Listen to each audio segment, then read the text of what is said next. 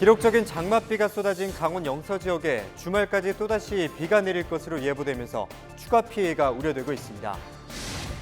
춘천 의암댐에서 선박 전복 사고가 발생한 지 벌써 일주일이 지났지만 아직까지도 2명의 실종자가 발견되지 않고 있습니다. 계속된 비 소식에 댐 방류까지 이어져 수색 작업에도 어려움을 겪고 있습니다.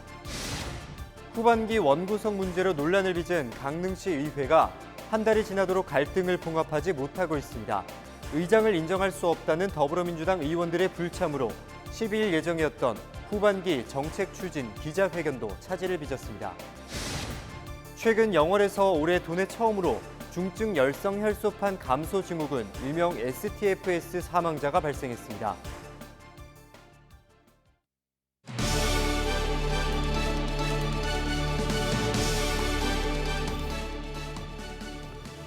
여러분 안녕하십니까? 헬로티비 뉴스입니다.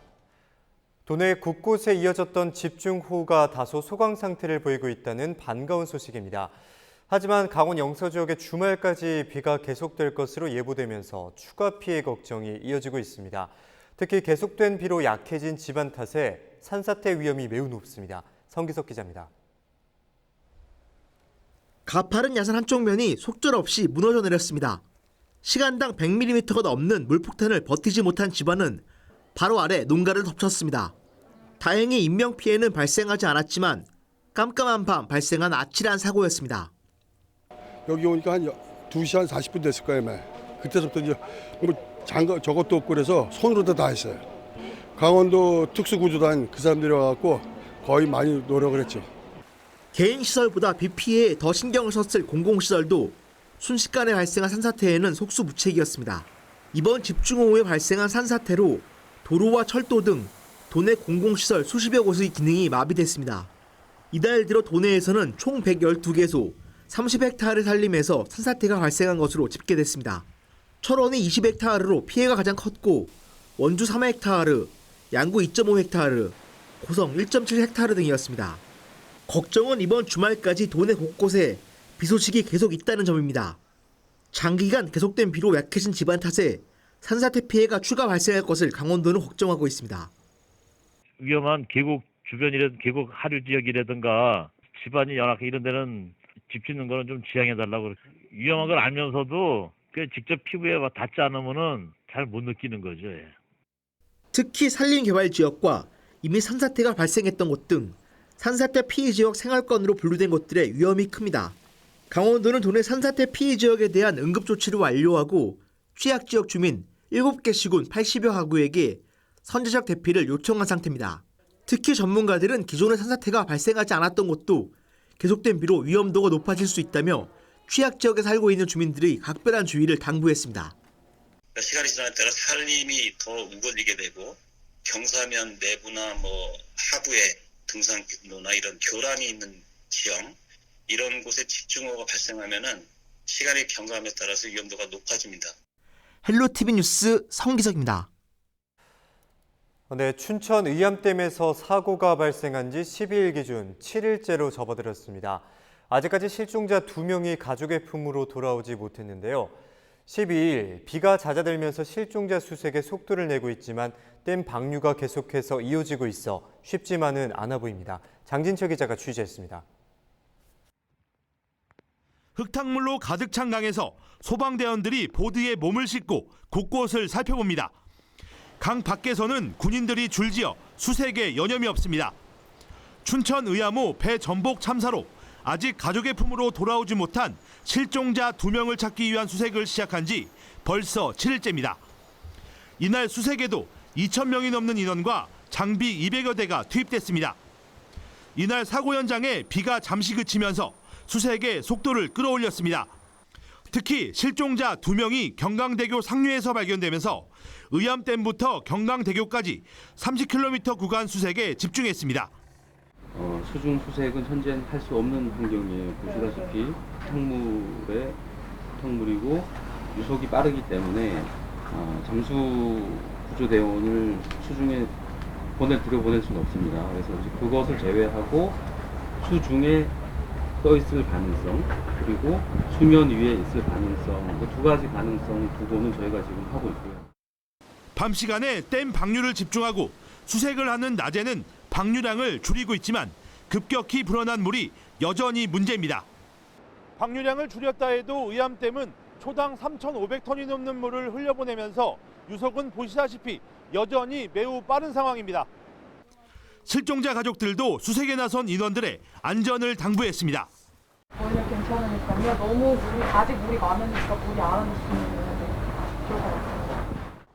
문제는 영서 북부 지역에 또 비가 예보돼 자칫하면 수색 골든타임을 놓칠 수 있다는 것입니다. 소양강댐은 오는 15일 자정을 기해 수문을 닫을 예정이지만 소규모 댐들은 비가 계속 올 것에 대비해 방류를 멈출 수 없는 상황입니다. 강원도 긴급구조 통제단은 다음 주에 비가 그칠 것에 대비해 수중과 수상 등 집중 수색 계획을 세우고 있습니다. 헬로티비 뉴스 장진철입니다. 경찰이 춘천 의암호 선박 전복 사고 원인 규명을 위해 12일 춘천시청 등 11곳에 대해 압수수색을 벌였습니다. 이번 압수수색은 강원지방경찰청과 춘천경찰서 형사들로 구성된 의암호 조난사고 수사 전담팀이 이날 낮 1시 30분부터 3시간에 걸쳐 진행했습니다. 경찰은 춘천시청 환경정책과와 안전총괄 담당관실 등 관련 부서 4곳과 인공수초섬 설치 관리업체 등 11곳에서 관련 서류 등 관련 증거 자료를 확보했습니다. 경찰은 이번에 확보한 증거 자료를 분석하고 그동안 확보한 CCTV와 차량 블랙박스 등을 종합해 사고 경위를 규명할 계획입니다. 네, 춘천 의암댐 선박 전복 사고로 순직한 춘천경찰서 소속 고 이종우 경감의 연결식이 12일 춘천 호반체육관에서 엄수됐습니다.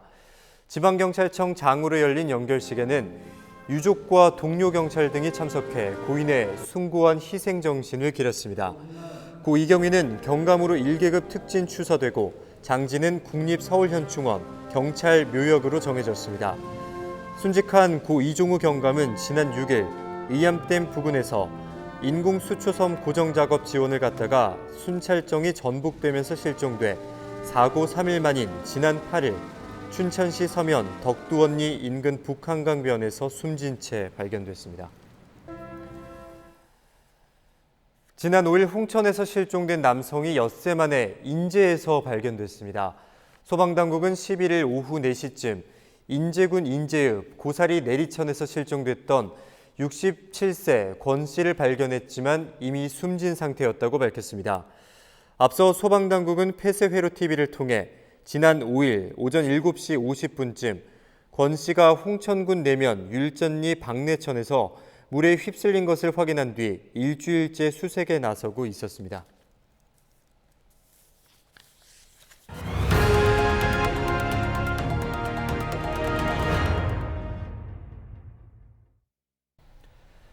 네, 살인 진드기병이라는 말 들어보셨습니까? 중증 열성혈소판 감소증후군, 일명 SFTS를 일컫는 말인데요. 며칠 전에 강원도에서도 첫 사망자가 나오면서 긴장감이 높아지고 있습니다. 스튜디오에 홍승현 기자와 함께합니다. 안녕하십니까? 네, 우선 사망자 관련 내용부터 전해주실까요? 네, 감염자는 영월에 거주하던 70대 여성입니다. 지난달 26일에 집 근처에 있는 텃밭에서 일을 하다가 진드기에 물렸고 피로감과 발열 증세를 보였는데요. 이후에 근처 대학병원에서 치료를 받던 중 증세가 악화돼서 지난 3일에 숨졌습니다. 치료 중에 SFTS 검사를 받기도 했는데요. 그 결과가 사망한 뒤 이틀이 지난 5일에 나왔습니다. SFTS 확진 판정을 받으면서 도내 첫 확진 사망자 사례가 된 겁니다. 네, 이 중증 열성혈소판 증후군, 이 이름부터 좀 어려운데요. 어떤 병입니까? 네, 일명 앞서 말씀드린 대로 SFTS라고도 하죠. 줄증 열성혈소판 감소 증후군은 바이러스를 가진 참 진드기에 물려서 발생합니다. 특히 날씨가 따뜻한 4월에서 11월에 참 진드기 활동이 활발해지기 때문에 좀 많이 발생을 하는데요. 야외 활동이 많은 중장년층이나 어르신들에게 주로 걸린다는 그런 특징을 가지고 있습니다. 대표적인 증상이 열입니다. 38도 이상의 고열을 보이고요. 구토나 설사 등 소화기 증상이 나타납니다. 무엇보다 환자들 스스로 이 진드기에 물렸는지 그 여부를 확인하기가 어렵고 증상도 감기와 비슷하기 때문에 좀 초기에 파악하기 쉽지 않다는 점에서 주의가 좀 필요합니다. 네, 그렇다면 또 여기서 한번 짚고 넘어가야 할 것이 지금까지 강원 지역에서 감염된 환자는 총 몇 명입니까? 네, 우선 이 12월 12일 기준으로 확진 판정을 받은 사람은 모두 16명입니다. 화천군이 3명으로 가장 많고 춘천 2명, 원주 2명 등인데요. 대부분이 텃밭에서 일을 하다가 진드기에 물리면서 좀 감염된 것으로 확인됐습니다. 네, 특히나 또 이 감염병이 특히나 주의할 것이 치사율이 굉장히 높다고 하잖아요. 어느 정도입니까? 네, 공식적으로 질병관리본부가 밝힌 치사율은 20%입니다. 감염자 5명 중에 1명이 사망할 정도니까 좀 상당히 높은 편이라고 볼 수 있는데요. 네. 지난해에도 강원 지역에서만 30명이 감염됐고 6명이 숨졌습니다. 네. 전국 단위로 보면 지난해 223명이 감염됐고 41명이 사망했는데요.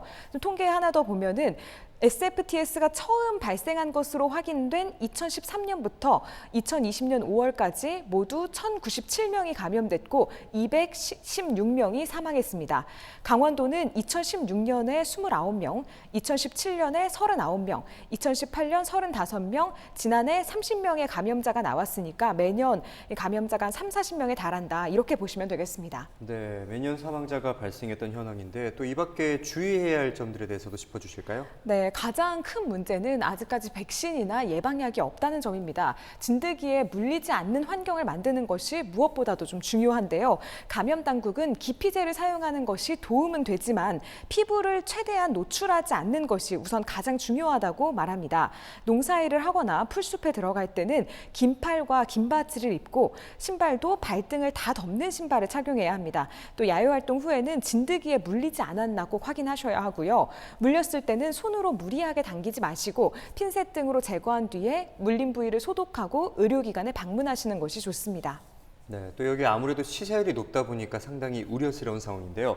그렇다고 이 진드기에 물렸다고 해서 모두 다 감염이 되는 건 아니라고요? 그렇습니다. 질병관리본부 자료를 보면은 국내에 서식하고 있는 참 진드기 중에 극히 일부만 SFTS 바이러스를 가지고 있다고 합니다. 네. 진드기에 물렸다고 해서 너무 과도한 공포심을 가질 필요는 없는데요. 그래도 고령자에는 위험할 수 있기 때문에 흔히들 잠복기로 일컬어진 2주 이내에 구토나 설사 같은 소화기 증상이 나타나면은 즉시 가까운 의료기관에 방문하시는 것이 좋겠습니다. 네, 이번 시간은 중증 열성 혈소판 감소 증후군에 대해서 홍승현 기자와 함께 이야기 나눠봤습니다. 오늘 말씀 고맙습니다.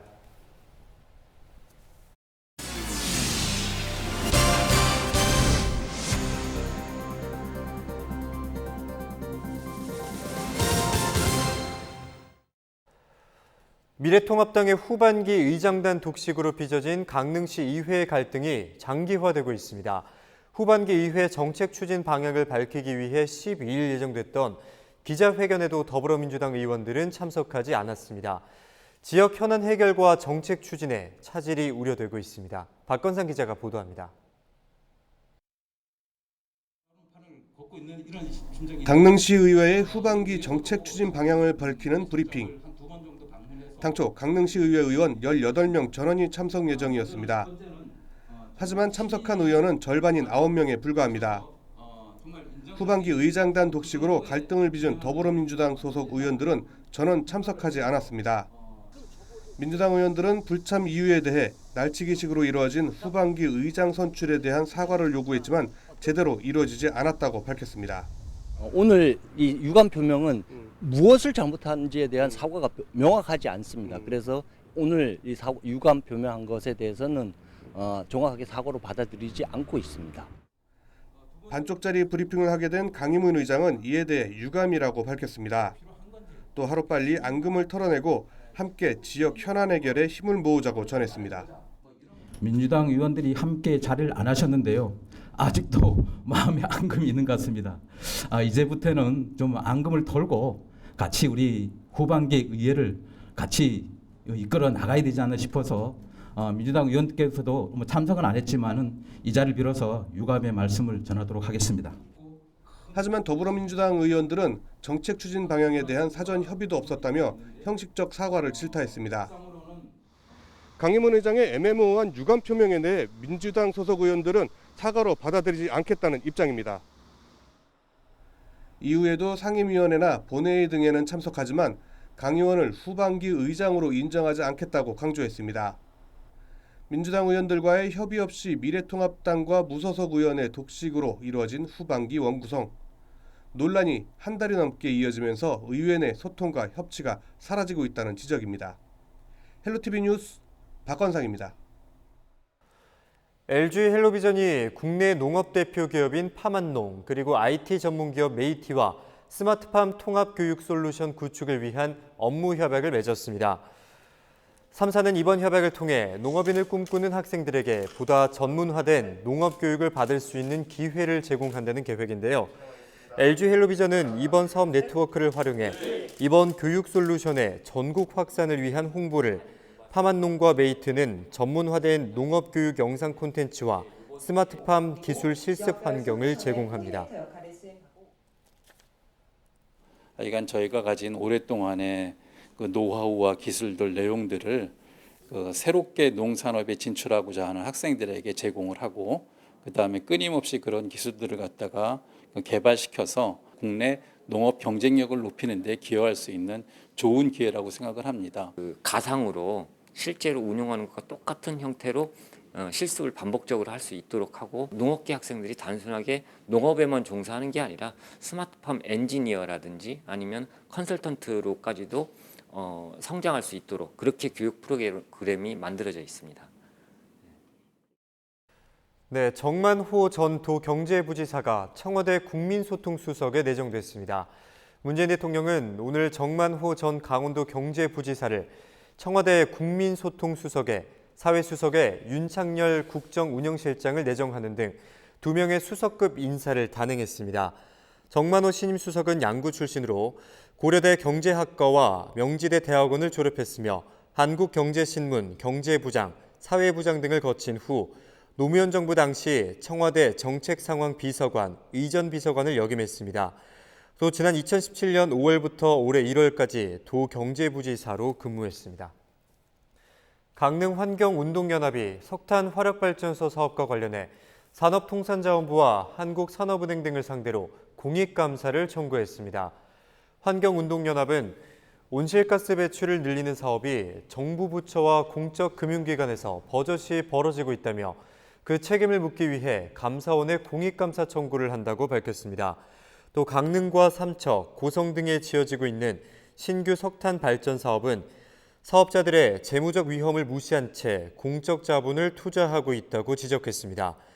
환경운동연합은 전국 400명의 감사 청구인의 이름으로 산자부와 산업은행 등 11개 피청구인을 대상으로 감사원에 공익감사를 청구했습니다. 네, 횡성군 루지 체험장이 12일 개장했습니다. 횡성군은 이날 옛 국도 42호선에 조성된 루지 체험장에서 개장식을 열고 본격 운영에 들어갔습니다. 횡성 루지 체험장은 길이 2.4km로 단일 코스로는 세계 최장 규모로 조성됐으며 루지카트 280대와 주차장 200면 등을 갖췄습니다. 횡성군 루지 시설 이용료는 주말과 성수기 기준 15,000원으로 이용객에는 지역 상품권 3,000원이 지급되며 횡성군민은 20% 할인됩니다. 네, 강원도가 주력 육성하는 이모빌리티 산업 발전을 위해 유관기관이 상호 협력하기로 했습니다. 강원도와 횡성군, 한국건설생활환경시험연구원, 도로교통공단, 그리고 강원테크노파크는 지난 11일 강원도청에서 업무 협약을 맺고 한국판 뉴딜 사업에 대응하는 미래차 산업 육성에 긴밀히 협조하기로 했습니다.